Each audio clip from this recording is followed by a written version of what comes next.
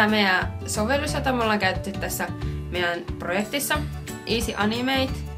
Ja tää on hyvin yksinkertainen käyttää. Mä ensiksi näytän, miten tää toimii. Eli täältä luodaan uusi tiedosto.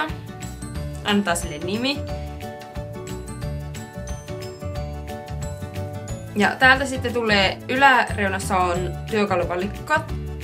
Täältä saa erilaisia eri muotoisia ja eri mallisia kyniä. Täältä voi valita värejä. Täältä pystyy säätämään tosi tarkkaan sen värisen, kun itse haluaa. Tässä on myös nämä mallivärit, että voi ihan ykkösluokkaisten kanssa käyttää.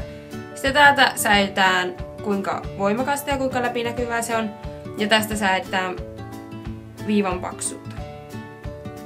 Jos nyt piirrän tähän malliksi kuvan vaikka kukasta, niin mä aloitan tähän piirtämällä heinikon. Ja seuraavassa diassa täältä lisätään dia. Painan siitä.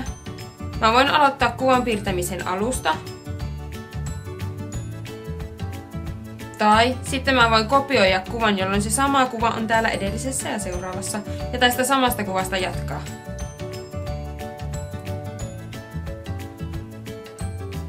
Sitten taas voin kopioida, vaihtaa sinne sen keltaisen ja piirtää keskiosan. Sitten täällä löytyy kaikkia asetuksia, että kuinka nopeasti diasarja etenee. Ja täältä voi tallentaa tiedostoja erilaisissa muodoissa. Sitten täältä voi aloittaa animaation ja se näkyy kuva kerrallaan.